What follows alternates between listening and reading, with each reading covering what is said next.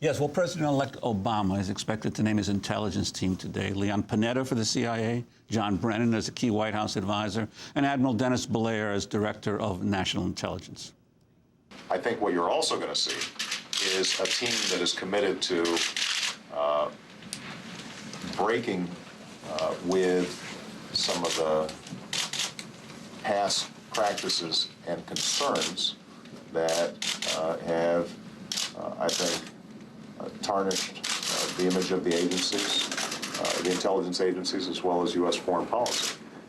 Last point I will make, though, on this is that there are outstanding intelligence professionals in the CIA, in DNI, and others. And I have the utmost regard for the work that they've done, and we are committed to making sure that this is a team effort that's not looking backwards, but is looking forward to figure out how are we going to serve the American people best. Is this change? John Brennan was dropped as a candidate for Director of Central Intelligence due to accusations of support for torture and extraordinary rendition. This is Brennan speaking on the PBS NewsHour in 2005. I think it's an absolutely vital tool. I have been intimately familiar now over the past decade with the cases of rendition that the U.S. government has been involved in, and I can say without a doubt that it has been very successful as far as producing intelligence that has saved lives.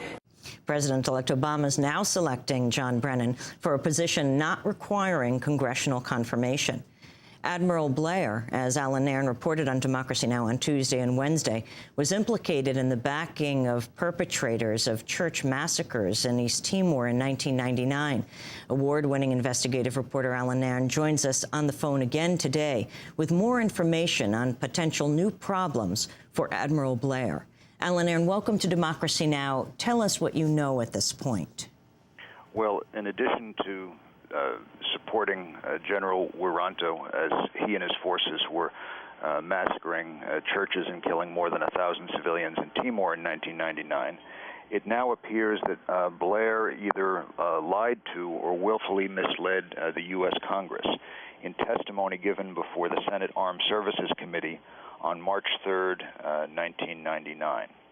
In that testimony, Blair discussed the fall of the Indonesian dictator Suharto. Suharto fell in May of 1998. And Admiral Blair, in his prepared statement, made the following statement. Throughout this process, the Indonesian armed forces have played a difficult but generally positive role. While there were instances of individual or small unit violence against Indonesian citizens, military leadership firmly supported the Constitution. Moreover, the incidents of abuses, shootings, and kidnappings that were reported are now being investigated and the perpetrators punished, end quote. Now, that is simply false. Almost every element of that statement is false, as anyone who is familiar with the situation in Indonesia at that time could tell you. It was not individual small units, but top Indonesian military officers led by General Prabowo who carried out the Kopassus kidnappings of activists, known as the Rose Team kidnappings. Not only did this involve senior officers, but those senior officers were U.S. trained.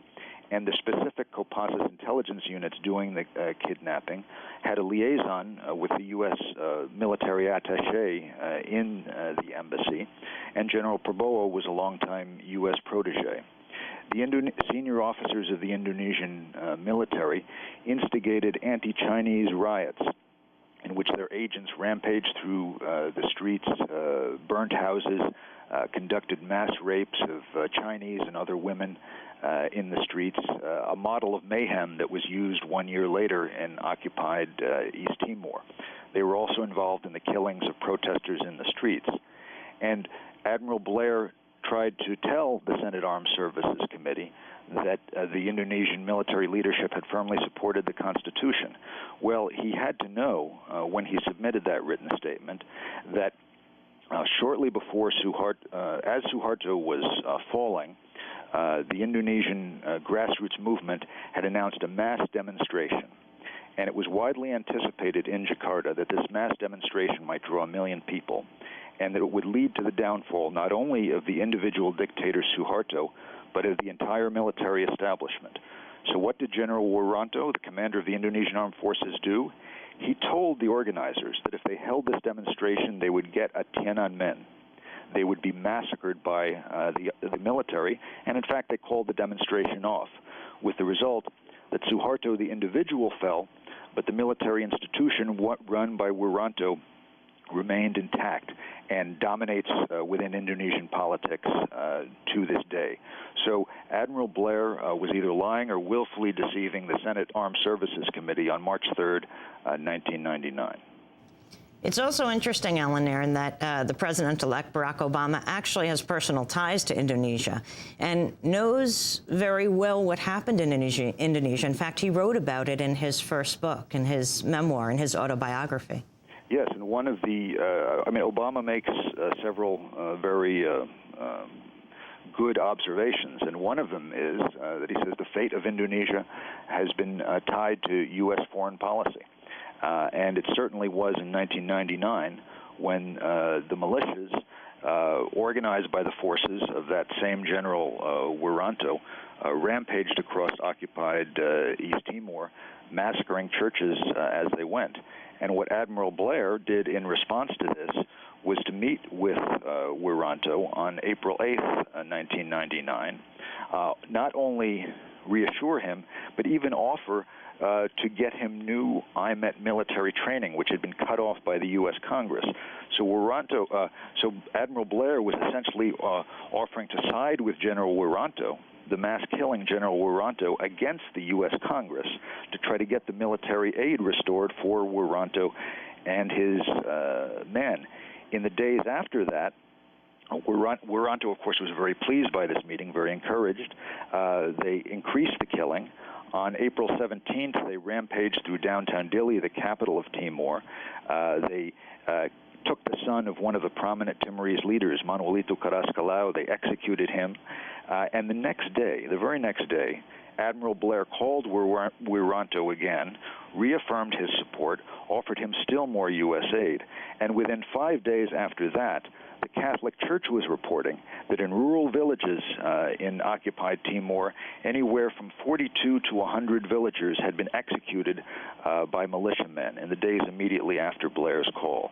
And after that, it just got worse, including events like the burning of the bishop's house, a massacre at the diocesan office, the church massacre of perhaps 200 people at the church in Swai, the assassination and rapes of clergy.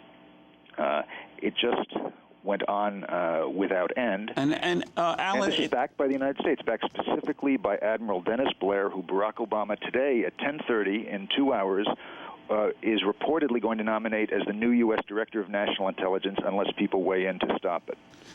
And Allan, your sense of these appointments, what they will mean in terms of any possible change in the U.S. policy, at least toward Indonesia and that part of the world? Well, that's a very good question, but the implications now are not just Indonesia. I mean, Blair happened to have been involved in these, in sponsoring these crimes in Indonesia and Timor, but now Blair will have authority for the entire world if he gets this job, as already do people like Robert Gates.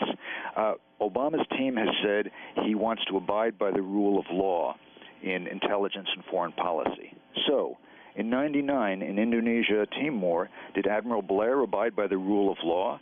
If Obama thinks the answer is no, then he should prosecute Blair, not appoint him.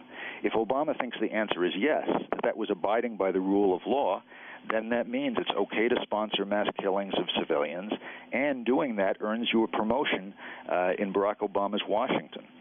People can call the Obama Transition Office because there's still 2 hours before this appointment is announced, and it's not over till it's over. This is still a press leak. It hasn't come out of Obama's lips yet.